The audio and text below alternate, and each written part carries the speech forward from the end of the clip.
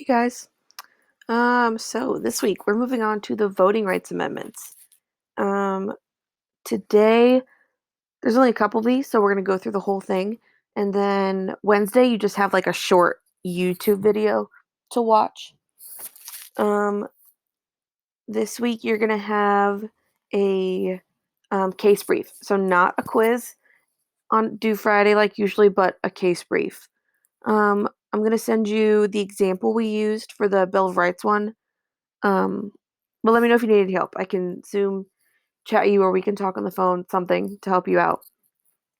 And then if you would like to see your old one that you did, um, I can send that back to you. Or if these briefs are due Friday, so if you wanted to do it by like Tuesday, Wednesday, Thursday, and send it to me, I can give you comments and send it back for you to turn it in for real on Friday. Um, I'm happy to do that. So please do that because that will be very helpful for your grade. So let's go voting rights amendments. We have the first 19th Amendment, women's right to vote. We're all pretty good on this one. Women couldn't vote, then they could. This is all from the women's suffrage movement. We have Elizabeth Cady Stanton, Lucretia Mott, Lucy Stone, Susan B. Anthony, these big female empowerment um, names that you know that are attributed to this push for um, women's equality. So this is a quote by Susan B. Anthony. It says, "Wyoming is the first place on God's green earth which could consistently claim to be the land of the free." Wyoming was the first state to give women the right to vote. Typically, the West was seen as a more progressive part of the United States. Um, they were the first to allow women the right to vote. They equalized freed slaves voting a lot faster. It was just more of a progressive part of the United States. Um, when they started letting women vote in 1890, remember that this 19th Amendment wasn't passed until 1920. The federal government came to the state government of Wyoming and said, "Hey, listen, women can't vote. You can't have them vote." And Wyoming said that they would rather like give up their statehood than take away the right to vote for women. So huge support of women that Wyoming had. So I think it's so funny when people say Wyoming doesn't exist because, hello, they're helping us out. Okay, we got the 23rd Amendment. This is where DC gets the right to vote. This kind of seems like a dumb one. Like, why should DC not have the right to vote? Well, because it's a district, not a state. It doesn't have originally. It didn't have the population to warrant representatives. A lot of the people in that lived in DC were government members, and so they already had a hand in their government. But as DC started to grow more and more populated, there were just more people that deserved their right for representation. So this only covers for presidential elections. So this means DC gets 3 electoral votes.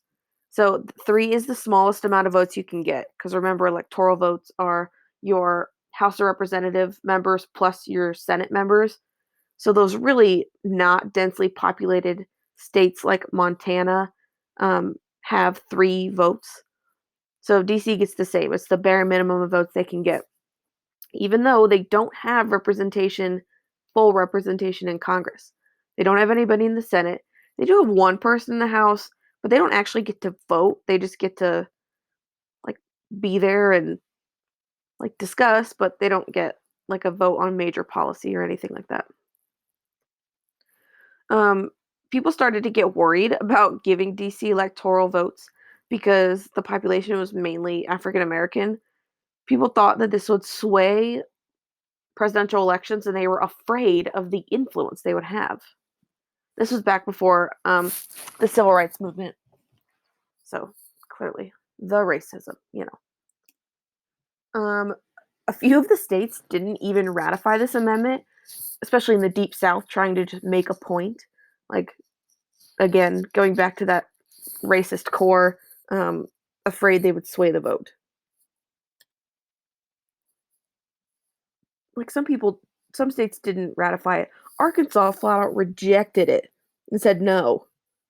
Like, who knows? Just dumb. New York Times pointed out that racial politics were far more important than the partisanship and influencing ratification.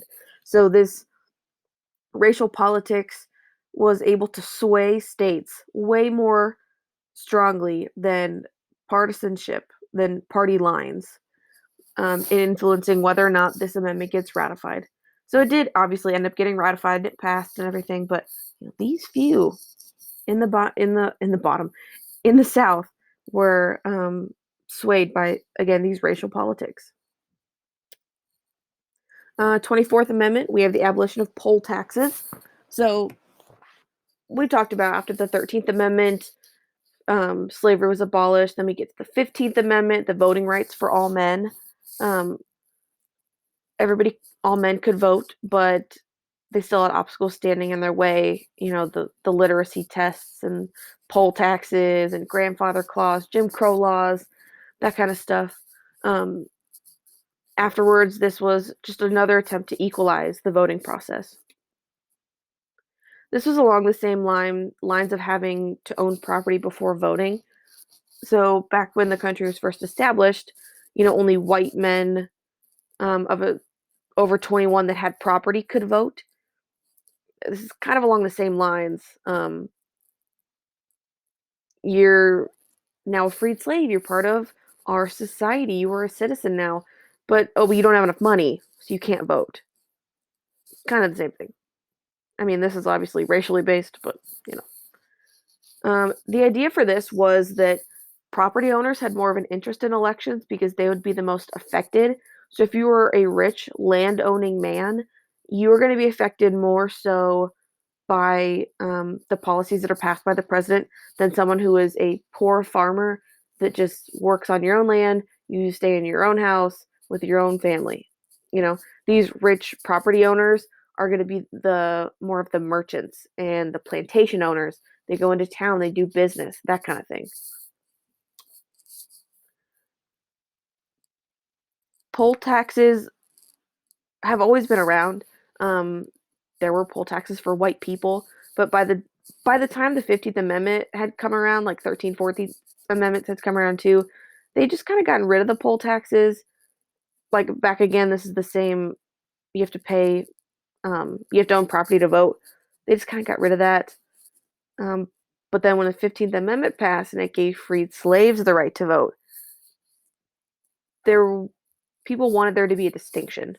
Um, you are now a citizen as a freed slave, but you need to prove to us that you are enough of a citizen and you have money, you own property, that you are going to be educated enough to vote in this election.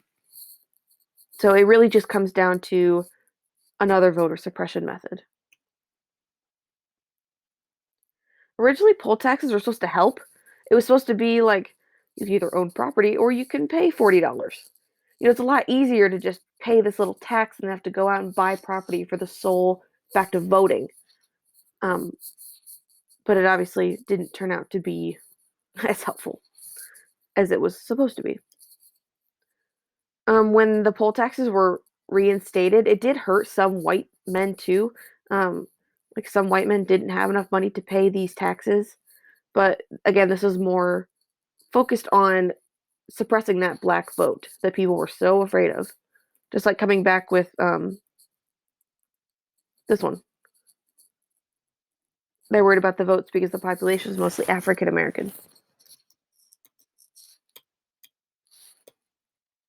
And I think this is the last one. Yep. So 26th Amendment, voting age was lowered to 18.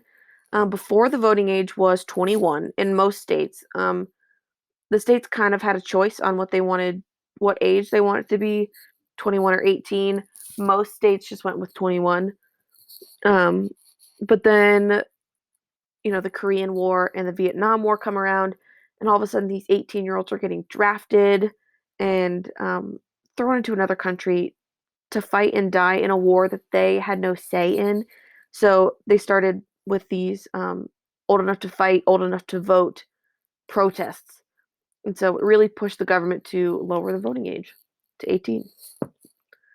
Um, yeah, so that's all I have for you for this one. Remember that you have a case brief. It's on Ogden v. Mitchell. This is about the 26th Amendment. Here is the example. I'll send it all to you. And then here is the OIA's website. Again, remember, you're going to need to do the 4 parts.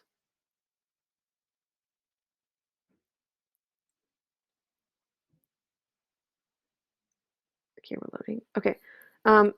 Ignore all this up here. This was from the Bill of Rights ones we did. But remember, you need the case, state the name of the case, example, format it just like this. The format is important for these. It's these case briefs are like the way they're classified and read. I mean, if any of you end up going to law school or pursuing political science or history or anything like that in college, you're gonna have to write these. I know most of you probably won't, but I want you to be prepared in case you change your mind. Anyway, this is a skill to have, knowing how to follow directions specifically and write these case briefs. This also helps you to understand the case better when you write it out this way because you have to do more research. So please, please, please follow these examples. Do not make me take points off because you just didn't put this in italics or you phrased it wrong. Do your best. Again, send it to me early in the week. I will add comments, fix things. I'll send it right back to you so you can fix those before you turn them in on Friday. Okay, let me know if you have any questions. Have a great week.